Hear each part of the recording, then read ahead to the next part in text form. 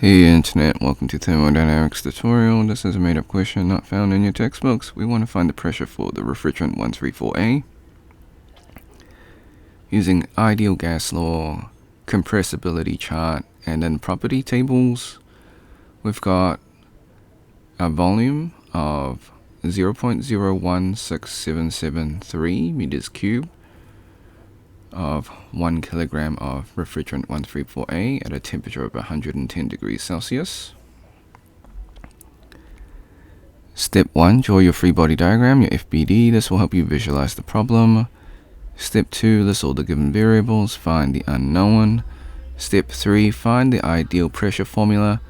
So P ideal is equal to RT divided by little v being the specific volume. So we're missing R and V. We also need to convert the temperature from degrees Celsius to Kelvin. So let's find the gas constant. Step 4.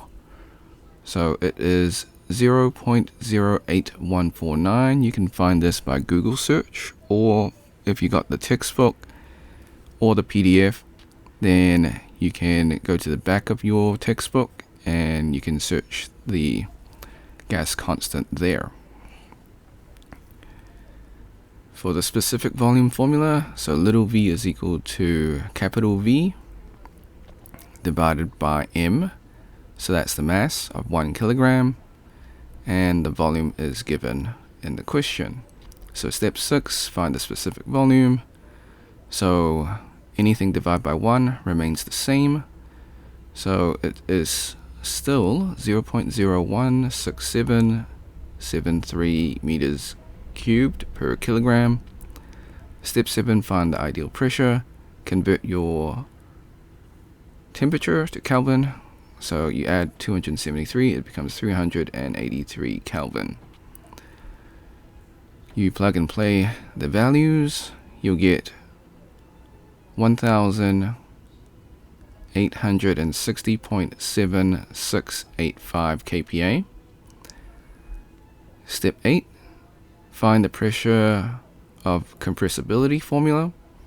So P compressibility is equal to the reduced pressure multiplied by the critical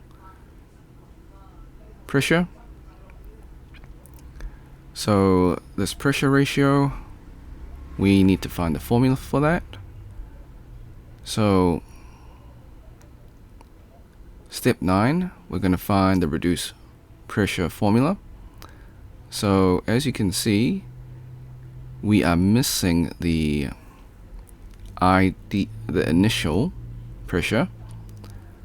So what we're going to do is we're going to use the reduce specific volume and reduce temperature, then use the compressibility chart to find the reduced pressure.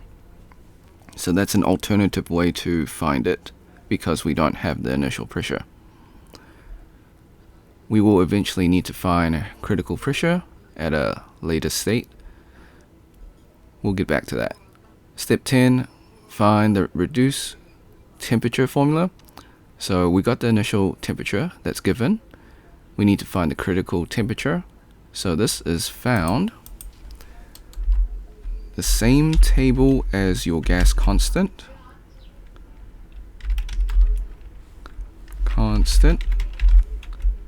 Okay. So it will be at the back of your textbook once again, or you can Google search it. So it will be 374.2 Kelvin. Step 12, we can now find the reduced temperature or temperature ratio. It's a ratio because the units cancel out. So 383 Kelvin divided by 374.2 Kelvin is 1.0235, and that's your reduced temperature. We now need to find the reduced specific volume formula. So V reduced is equal to the specific volume, little v, divided by R, multiplied by T critical, the critical temperature, divided by the critical pressure, or P critical. So we need to find P critical.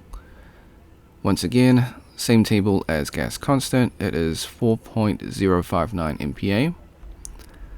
Step 15, find the specific volume. So that's the gas constant, the specific volume, and T and P critical respectively. So let's just quickly go back. So that's the P critical, and then we've got T critical here. Then we've got the specific volume, and then we've got the gas constant. Okay, plug and play, and we will get 2.232. So that's another volume ratio because there is no units. So step 16.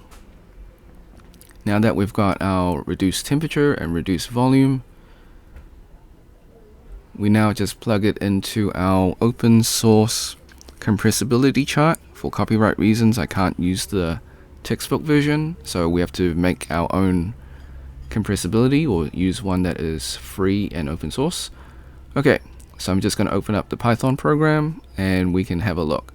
As you can see, the reduced pressure is 0.3892.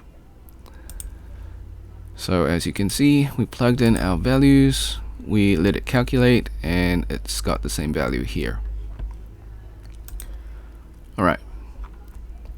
Step 17, find the pressure using compressibility chart. So this value is the P critical.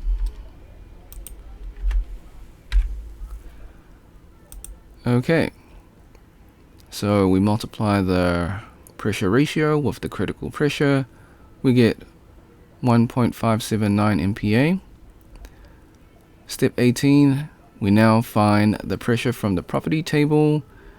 So using the specific volume that we found and the temperature given from the question, we go to our property table, we go to the saturated table, we check where it lands, and we will find the values are greater than the saturated vapor, so that means it's superheated. So we go to the superheated table, and then we line these two up, and we will find the pressure.